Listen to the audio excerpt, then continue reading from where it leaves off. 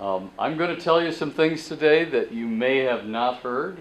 I'm definitely going to tell you some things that contradict what you have heard, okay? And that's why this presentation is really set up to help people understand some of the changing science of nutrition. Some of you may have read about it in the news, different articles. You're going to see more in the coming years. But we've been working on this project for about 5 years, and I'll tell you a little bit about my own story of how I got to this. But low carbohydrate diets are something that Partners for a Healthier Community endorses. We're the ones charged with helping to reduce the rates of obesity and diabetes in this community. That's our job. And when I first looked into it, I said, well, all we need to do is make sure that people get the usual recommendations for low-fat foods and whole grains and things of that sort, and that would take care of the problem. Well, guess what? Over the last 40 years, has the obesity and diabetes rate gone down? No. No, what's happening to it? It's going up. Are people following the recommendations of the USDA Dietary Guidelines Committee? Yes, they are. We've done a lot of surveys on that, and people are trying, and people are choosing low-fat products and eating whole grains and things of that sort, and yet what continues to happen? Weight keeps going up, and diabetes keeps going up. So we said, there's something wrong with this picture. If we keep telling people to do the same thing we've been telling people for the last 40 years, and it's not working, it's making things worse, we're doing something wrong. So just to start out, to be clear, I'm not a physician, I'm a psychologist, okay? And if you're taking medication, particularly diabetes medication, particularly insulin, and you want to try some of the things I'm going to recommend, you first need to talk with your doctor. Because if you lower carbohydrates in your diet, you may not need the medicine you're taking, or certainly not as much. And if you keep on with the same medication, you may find yourself having some low blood sugar, okay? So take the advice, but understand that there could be a consequence if you're diabetic, okay? A good consequence. I'm not saying not to do it or that it won't be good for you. I'm just saying that you may end up having more medication on board than you need. Okay. Well, we've all been told that fat is bad for us. Is that right? No, not right. Okay, it's not right. Have we been told that fat is bad for us? Yes. Yes, we have. For 40 years, the government has been saying, lower fat in your diet, okay? Particularly what kind of fat? Saturated fat, okay?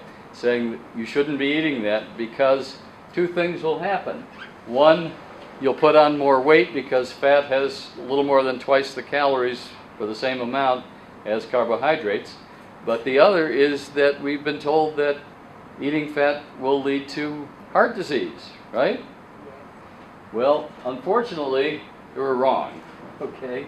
And they were wrong because a lot of this was based on poor evidence, okay?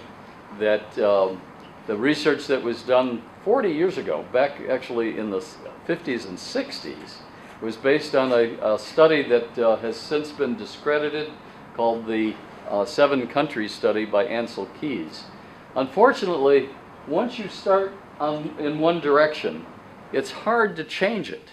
And the government has basically decided that they're not going to look at new evidence. And even the most recent dietary guidelines, they've been heavily criticized for not looking at some of the research that you now know points in a different direction.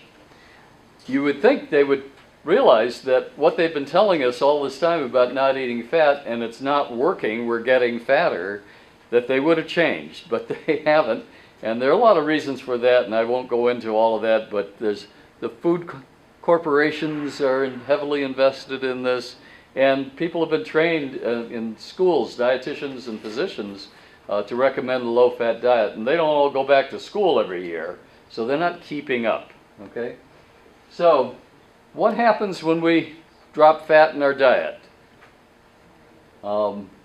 If we go on a low-fat, anybody been on a low-fat diet? I have, certainly, okay? Pardon me? If you try to lose weight, the first thing you're going to try to do is follow the recommendations and take fat out of the diet. That means eating a lot of low-fat foods, you know, low-fat yogurt and low-fat milk and all those things. All right, right. Unfortunately, what happens when you do that? If you're not getting enough calories, what happens? What does your stomach tell you? Pardon me? You're starving to death. You're starving to death, exactly. Okay? What I like to say is hunger wins every time, okay? And if you're hungry, it doesn't matter what diet you're on, you'll eventually go right back, maybe to the same weight, or possibly even more. You might gain weight.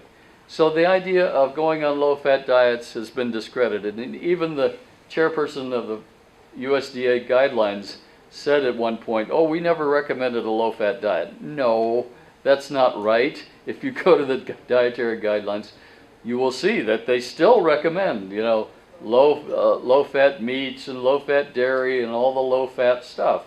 Even though the guidelines were changed in January of last year to take the limit off of fats. They didn't tell you that, it's just not there. Okay, so they've changed their minds, sort of, but they're not really doing a good job of telling people what to do. So if we're on a low-fat diet, no matter what we do, we're always hungry. It's hard to keep track of calories. Ever try to count all the calories you eat in a day? It's not easy. Low-fat foods are full of what? Sugar, right. A good example is low-fat yogurt. Okay, they take the fat out of the yogurt, but it tastes terrible. So to make it palatable, so you'll eat it, they put sugar in it. Okay, and you'll get more sugar in one of those little yogurts than you'll get in a candy bar. Okay, so that's not a good thing. You can lose some weight by starving yourself. Anybody can. People in prisoner of war camps do. Okay, but you'll gain it all back. And your blood sugar levels are not going to be good on that. We're going to talk some about diabetes because that goes hand in hand with weight gain and weight loss and things of that sort. Okay? So here's the dietary guidelines recommendations, right? Avoid fatty meats, right? You know, get the leanest hamburger you can. Get daily exercise. Now that I'll agree with, and I'm glad they added that. Is exercise good for you? All the time, okay? There's no reason to stop exercising, whether it's going to the gym and working out for an hour or taking a walk around the block. Any amount of exercise you do is to your benefit, and it will help deal with the foods that you eat. And down at the bottom, eat your veggies, right? Anybody think eating vegetables is a bad thing? No. No, okay. I will talk about which kind of vegetables might be better, but vegetables on the whole are a good source of vitamins, minerals, and fiber, okay, even though they have small amounts of carbohydrates. Well, the current science is now telling us that fats and cholesterol are not bad for us. In fact, they removed the restriction on cholesterol. Remember we were told don't eat eggs because it's full of cholesterol and you can't have too many and one thing or another? Well, I don't know if you caught the articles about a year and a half ago in the newspapers. Dietary guidelines have taken cholesterol off the list. It's no longer what they call a nutrient of concern, okay? Unless you have, there's a familial inherited high cholesterol, a few percentage of the people have that, and you'll know it if you do, your doctor will have told you. You run very high cholesterol levels, okay? You probably shouldn't be adding cholesterol to that. But most of the cholesterol that we have in our body is not from our food, it's from our liver. We make our own. We have to have it. It builds cell walls. It heals problems in the body. And if we don't have cholesterol, we'll just make more. So how much you eat really doesn't make any difference, okay? I eat a couple eggs every morning. It's wonderful. My blood cholesterol levels have never been lower, okay? So don't worry about that. When you eat something with fat in it, do you get hungry in 2 or 3 hours? What happens when you have a nice fatty meal? Big juicy hamburger. Yeah. Huh? Yeah, it fills you up, okay? If you just had the bun, with no fat in your diet, when would you get hungry? Quicker, 2 or 3 hours.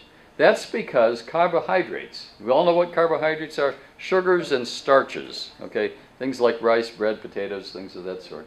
Digest very quickly in our body, 2, 3 hours, okay? But fats take 6 to 8 hours. They take a lot longer. And that means if you have some fat, like I do at breakfast in the morning, some sausage and eggs, okay, no toast, sausage and eggs, I don't get hungry till like 1, 2 o'clock in the afternoon because it's taking all that time for the fat to digest. So one thing that happens when you switch from a low-fat to a high-fat diet is that you don't get hungry, okay? Carbohydrates easily convert into what? Body fat, right. And it's important we make the distinction between the fat we eat and the fat that's on our body, because they're two different things, okay? Carbohydrates, the starches, sugars, cakes, candies, pies, you know, all that stuff that we love to eat, okay? If we don't immediately burn it off, right, by exercising, okay, and I'm telling you, I went for a 2.5-mile walk at noon on Tuesday. That's the calories I burned in that 2.5-mile walk are less than if I had eaten 2 chocolate chip cookies, okay? Which means you got to be exercising all day long to burn off all of the high carbohydrate foods that we're eating all the time. So if we don't use the sugars in the carbohydrates that we eat, and we don't use them to keep ourselves warm, what happens to the unused sugar that we've eaten? Where does it go? And turns into fat, right? Exactly. That's how our body works. And does anybody know what makes sugar, it's called glucose in our blood, turn into fat in our fat cells? Insulin. Very good. Okay. Insulin is produced, all of us have it, unless you're type 1 diabetic, produced by our pancreas. And one of insulin's most important jobs is to take the unused sugar that's in our blood and get it out of our bloodstream. Why? What's wrong with a lot of sugar in our bloodstream? Well, we'll get it out of our bloodstream with insulin, but if we have high levels of sugar, anybody here know somebody with severe diabetes and they have an A1C of 12, 13 or something of that sort? My childhood friend. Yes, okay. If somebody has very high blood sugar levels, they're at risk of several illnesses, okay? Eyesight, right? Okay, retinopathy it's called. What else? Kidney failure. We have people going to the kidney dialysis unit, and 3/4 of them are there because of diabetes.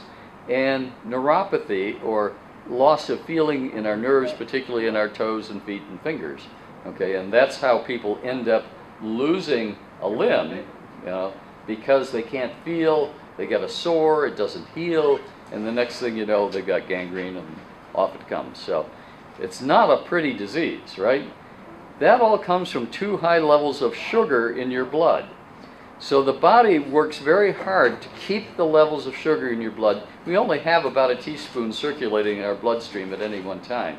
But if that gets too high, we start developing these other problems, including heart disease, okay? And I'll talk about Alzheimer's a little later, okay? But getting sugar out of the blood is the job of insulin.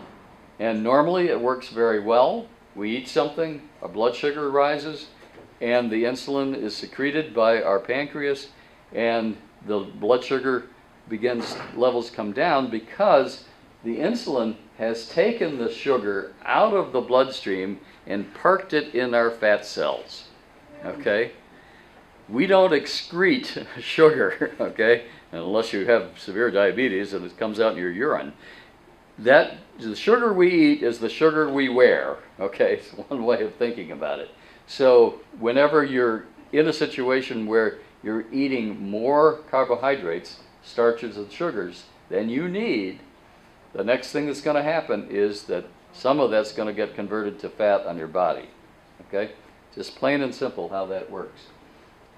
So it's easier to stay on a low carbohydrate diet simply because you're not going to have that much sugar to take care of. So how many people have heard about calories in, calories out? We want to balance the calories we eat with the energy we expend. Everybody agree with that? Seem like a good thing? Doesn't make sense. It's kind of like what I was talking about, you know. So basically, whatever source of calories you eat, you've got to burn it off, all right? And we just talked about that. So that's called the calorie balance, okay? Keeping the two in balance. However, there's a little bit of problem with that theory. How many think that the calories, 100 calories of broccoli is equivalent to 100 calories of chocolate cake? Raise your hand if you think they're just the same. Oh, really? Well, are they? I don't know. No. Okay, why not? Because chocolate has fats in it, unhealthy fats. Well, fats and sugars, a lot, yeah, in chocolate cake. Broccoli is fiber. It has fiber, some vitamins and minerals, and a little bit of carbohydrates. But they still both can have, of course, 100 calories of broccoli will be like a 2-cup measuring cup, big amount, and 100 calories of that cake will be a little piece. But they both have 100 calories. So interesting that we think of those two as equivalent because they have both the same amount of calories. Is that how our body sees those foods? No, not at all, okay? The way we digest our food depends on the type of food that it is. So if it's broccoli, we digest that differently. We don't have a lot of carbohydrates in there, so it's not going into fat storage. We can use the fiber that slows down digestion, and we can absorb the vitamins, okay? So that's all good for us. That piece of chocolate cake, however, is going right to the fat cells. The body doesn't need it. It raises our blood sugar, and that's exactly what happens. So the bottom line is a calorie is not a calorie unless you know what food it comes from, okay? And that's why if you change the kind of food that you're eating, your body will respond differently. If you change your eating from carbohydrates mostly, 60-70% of your diet, to mostly fat, 40, 50, 60% of your diet like I do, okay? Your body handles those two things very differently. What happens when you eat fat? Does insulin take that fat and store it in your fat cells? No. What does it do? It burns it, or, you're ready for this, excretes it if you don't need it. Fat is handled very differently. You can eat a lot of fat and not see your blood sugar rise hardly at all, just a tiny amount. Whereas you eat the same amount of sugar, you're going to see it go way up, okay? Which is why the secret to losing weight without going hungry is to change from eating carbohydrates mostly to eating fats mostly. Because fats, they'll keep you full longer, you won't be hungry. They won't get stored as fat. And it's interesting, when our body runs out of carbohydrates, from what we eat, it just doesn't get enough of them, what does it start burning? The fat. The fat in our bodies. That's how people on low carbohydrate diets lose weight. So fat. Right. So basically you think about the stored fat in your body and you keep eating carbohydrates and your body can't get rid of the fat in your body because it's constantly burning the carbohydrates first. And the unburned carbohydrates are constantly going into your body. So if you switch to eating fat, you're not stimulating fat storage. What you are doing is telling your body it's time to start burning the fat you're wearing, okay, the fat in your body. And that's exactly what happens. Has anybody here ever tried a low carbohydrate diet? Yeah. Okay. What were your experiences with that? Not working. Okay. We'll talk a little later about exactly what you did. Okay. Not working. Okay. Everyone I know who's done it the right way eating plenty of fats and cutting your carbohydrates loses weight, okay? And there are a lot of strategies you have to know to keep that up. It's not easy because we live in a carbohydrate-filled world, okay? It's all over the place. And you have to plan ahead, maybe even do a little cooking yourself in order to have plenty of things with fat available so you're not eating the carbs, okay? If you come to my class, every Saturday morning over at Cuss Middle School, starting this Saturday for 10 weeks, I'll be talking about this and all the strategies. If you can't make those classes, you can go online, and all of the classes from last year are on video, and you can listen to me there. Or you can do both. And I'll have a video of this as well. But this is just an introduction to this concept, okay, that eating fat can make you thin, okay, and eating carbs is the problem. Let me finish up with some of these slides here, and then I'll give you a chance to ask some questions. So, as we said, excess carbs lead to weight gain. That's pretty much how our body works. Diabetes. Anybody here know somebody who has diabetes? Okay. You know, I almost had it, right? Well, exactly. I went into the doctor and had an A1C blood test. That's the standard test now. And it came back 6.3. 6.5 is diabetes. If I had been 2 more points higher, he would have put me on medication and said, "You're diabetic." I went home and started researching things. And I looked into this. And I discovered that instead of taking medication, I could do something about my diabetes. I could change my diet. And that's exactly what I did. Right now, my A1C is 5.1, okay, normal. No medication, just by changing my diet. And again, everybody I know who has diabetes, who's followed this, okay, ends up with lower blood sugar levels. You pretty much have to, because you're taking away the very thing that's causing the blood sugar to be up in the first place, okay? Anybody here have celiac disease or avoid gluten in their diet? Have any gluten-free people? Well, you've probably heard of this. It's avoiding wheat and rye and things of that sort. Well, nobody argues if you eat something like wheat and it makes you sick, you should stop eating it. And that's all you have to do, okay? And you're fine. But we say to diabetics, sugar and starch make you sick, but keep eating it. It's like telling an alcoholic, you should have a few beers every day. You know, it's good for you. You know? No. The reason people have diabetes is because they become intolerant to blood sugar, to carbohydrates that increase their blood sugar. And if they continue eating the way they were, they will be on medication. And unfortunately, though the medication may control the blood sugar, it does not control the cause, which is something called insulin resistance. And insulin resistance can not only make your blood sugar go up, it can increase your blood pressure and your cholesterol, okay? That's called metabolic syndrome. If you have 2 of those 3 things, high blood pressure, high cholesterol, or high blood sugar, okay? And cutting carbohydrates will help all 3 of those, okay? Oh, so that's pretty much what the story is on diabetes, without going into a lot of detail. So the cartoon says you can enjoy diabetes, high cholesterol, and hypertension or high blood pressure, or you can suffer from good health. Okay, take your pick. Okay. Pretty much how it works.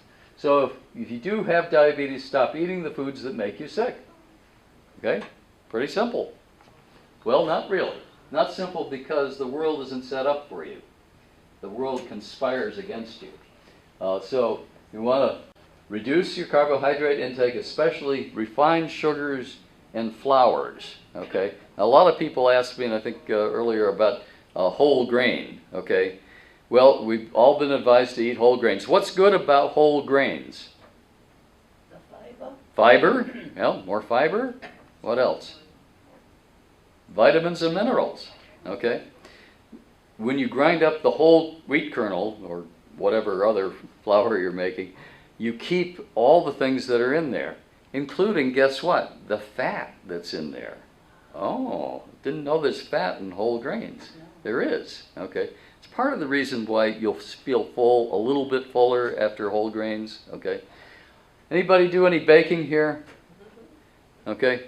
Do you use whole grain flour? No, why not? Never think of buying it. You don't think of buying it, okay? There's an even more important reason. It'll spoil, okay, unless you keep it in the refrigerator. Why? Because the fat that's in there will turn rancid and spoil, and you'll have mold in there and one thing or another. Okay, the advantage about nice, finely pulverized white flour that has no fiber, has no vitamins, they're required to put some vitamins back in chemically, okay, but otherwise it wouldn't have anything in there, okay. It has nothing in it, okay, except what? What does white flour turn into as soon as it goes into our mouth? Sugar. Very good, right. Exactly. White flour, things made with white flour, cakes, cookies, pasta, pizza, you name it, all turn to sugar in our body, go into the bloodstream, insulin puts it in the fat cells, and we wonder why we're gaining weight. Okay, well, hello. That refined flour you can leave out for months, sometimes a year, and it won't mold. Why? The bacteria don't want to eat it. It's terrible stuff. Nobody's interested in it, okay? One way of thinking of it, it's not food, okay? But we eat it. It's what we call an edible food-like substance. What about puddings, like grape nut pudding? Well, you got to think of what's in the grape nuts, okay? Those are grains, okay? And a lot of sugar. Take a look at the label on the package of grape nuts. A lot of carbohydrates. This is my favorite example. Raisin Bran Crunch, okay? 75 cents in the store, good bargain, easy, you know, that's a whole serving right there. Wonderful stuff. Got raisins, got bran. Bran's good, a lot of fiber, got vitamins in it, okay? All kinds of good stuff. And guess what? It's low in fat. Well, if I'm keeping fat out of my diet, I'm going to buy some of this stuff, okay? It's only got 1.5 grams of fat. That's pretty good. Until I get to the carbohydrate label. And then I'm reading carbohydrates, 68 grams. I eat less than 20 a day. This is 3 days worth of my carbohydrates in that one bowl of cereal. Then you add milk, you're going to have some more sugar, okay? So that level of carbohydrates, I guarantee you, is going to end up on my body somewhere, okay? It's also going to raise my blood sugar sky high. And the next time I go see my doctor, we have people who go in and see dietitians, and suddenly their blood sugar has gone way up, and they say, well, what are you doing differently? And they say, oh, I'm on a special K diet. Well, essentially any cereal is just turning to sugar, okay, even if it doesn't have sugar, you know, like sugar frosted flakes or something, okay? And you're spiking your blood sugar, you're adding fat to your diet. And then if you have low-fat milk that has no fat to slow the digestion, you're going to get hungry sooner. And when we take fat out of milk, what's left in the milk? Water. Water and Sugar. sugar, lactase, okay, which is the sugar that comes naturally in milk. We call milk white soda, okay, because when, low-fat milk, white soda, because without the fat, and the fats is necessary to get the vitamin D that, you know, we milk the cow and the milk is fine, but now because of laws we have to pasteurize it. Well, we start degrading and processing the milk. Then we homogenize it, it gets worse. And then we take the fat out, okay? The vitamin D goes out with it, so we have to add it back in chemically, okay? So the stuff you get in the store, vitamin D fortified, 2%, 1% skim milk, etc., is a highly processed food that's full of sugar and is not going to do much of anything for you. We've done studies now, researchers have studied children who have low-fat milk at school, and guess what? The ones who have the low-fat milk put on the most weight, okay? Did we ever study that before we made a recommendation that we have low-fat milk in all our schools? No, not a single study. The studies were all done on white, middle-aged men, okay? So it makes no sense at all. And then, bad enough that we have what, you know, skim milk in the schools, but because it tastes awful. Have you had skim milk lately? Ugh, Yeah, it's like water, okay? There's nothing to it, all right? Because of that, kids won't eat it and drink it. So what do? We put chocolate flavoring in and add 6 grams of sugar, okay? Coffee syrup, right, etc. All right, it's candy, okay? And we convince ourselves that this is good for kids. Give me a break, okay? Don't get me started on that one, it's awful. But that's pretty much the way our dietary recommendations have been going for years. Here's the doctor talking to somebody. The high carb diet I put you on 20 years ago gave you diabetes, high blood pressure, and heart disease. Oops. Okay. Did your doctor ever say oops? No. Okay. They're not going to tell you this, all right? Why? Well, first of all, they didn't learn what we now know. Okay, they haven't been back to school a lot. And which of you has always recommended something to somebody, and then when you learn something else about it, goes back and says, I was wrong? Okay? It's not easy to do, all right? So we have a lot of doctors who, actually what we're hearing more now is that if somebody goes on a low carbohydrate diet and their cholesterol improves, they drop 20 pounds, their blood pressure improves, and they're no longer diabetic, okay? Do the doctors complain about that? No. No, even though they're going to lose some business, right? They're not, when people go on low carb diets, doctors are thrilled, but they can't recommend a low carb diet. Why not? What do they have to prove before they could recommend something? Well, that it works and that it's commensurate with common practice, okay? So if all the other doctors are not doing it, they've got a problem if they're going against it. So what we do now is the doctors send them to dietitians. We have dietitians now at South Coast who understand this, prescribe low carb diets. People do it. 2 weeks later, they come back, all their numbers look better, and the doctor's thrilled, but we just don't tell the doctor, okay? He or she doesn't need to know. The ones who do know are fine with it, they have no problem. But they can't sit there and tell you to do it. Isn't that crazy? Here's something that improves people's health consistently, and they're not allowed to tell you to do it. Okay? What a world, huh? I could go on, believe me. Okay, let me finish these. I think I've got a couple more, and then we'll do some questions. We are at the end here. I offer a weekly support group. It's a group like this. I talk a little bit, and then we have people ask questions, and we have some conversations. Later in the series, I bring people in, and we cook some food there. We make some low-carb foods right there, okay? And have guest chefs, and we have a lot of fun. I have to wait till, I usually end up with 40 or 50 people in the first class. By the 5th class, we're down to about 10, 15. And then we give out the food. Okay, I'm not going to feed 40 people until I know they're serious. Okay, and like I said, you can see videos. There's the URL. And let me just mention, anybody read the Herald News? Okay, get today's copy. Go to the Living Well section. Anybody ever look at that? And right here, here's my lunch. Okay, that's a picture of what I eat pretty much every day. Okay, and it's a plate with avocado. You've probably been told, don't eat avocado, they're full of fat. I have half an avocado every day. Okay, nice big 2-ounce piece of cheese. Okay, actually that's a 1-ounce piece of cheese. Bacon. How many of you given up bacon?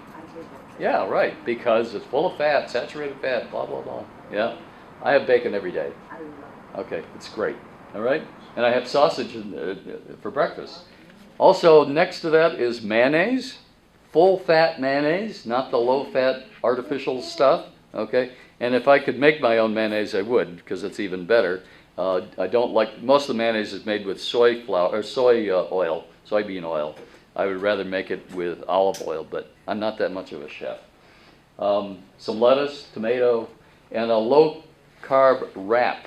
The one thing that when I talk about giving up carbs, people say, I can't live without bread, potatoes, you know, stuff like that. So I said, well, wait a minute, let's take a look at this.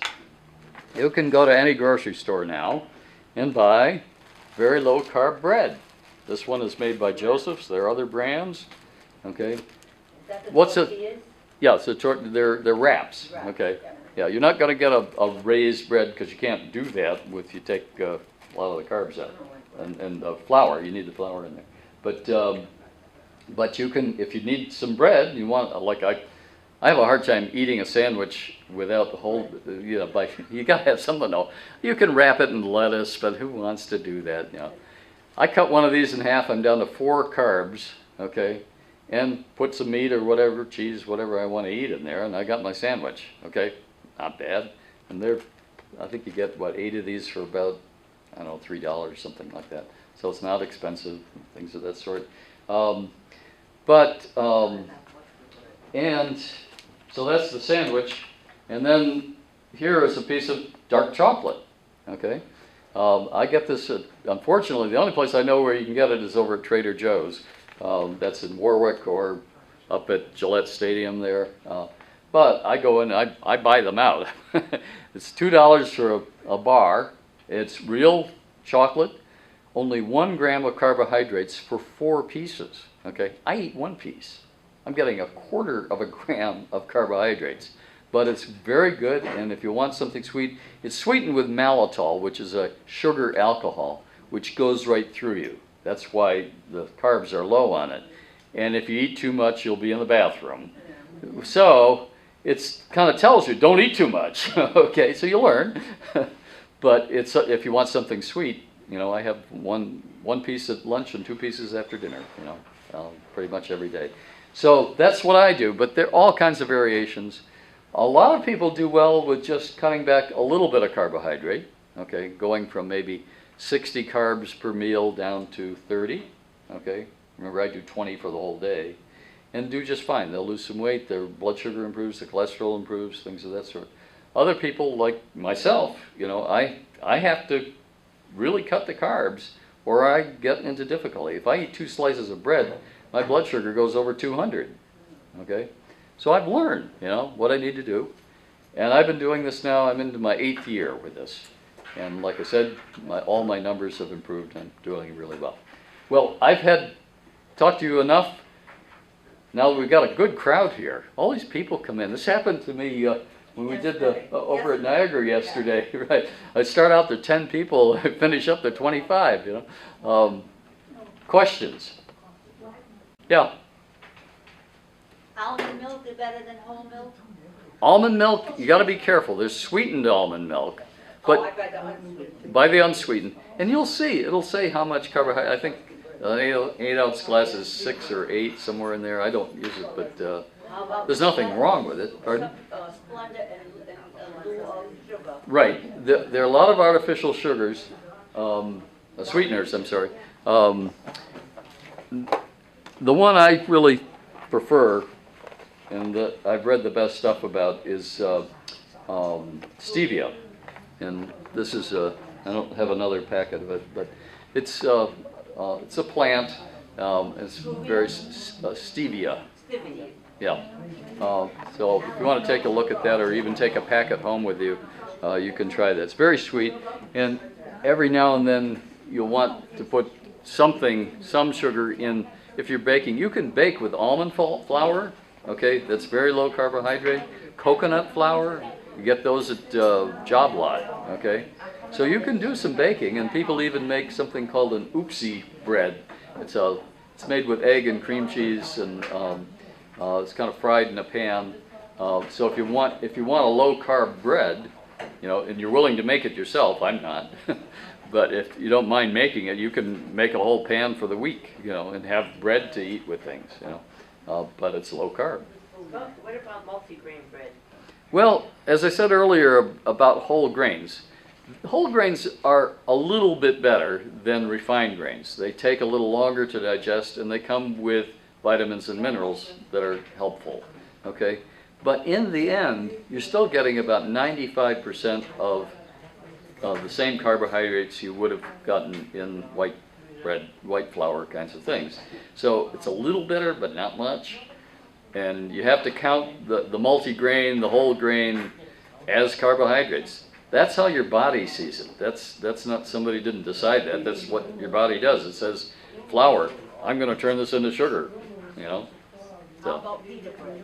same thing, you know. I mean, it's, you know, Okay. no, well, any, Not okay. it's only okay you know, when you count calories, you know, you're having to add up, you know, typically people eat between 1,800 and 2,500 calories a day, and trying to keep that in your head is tough.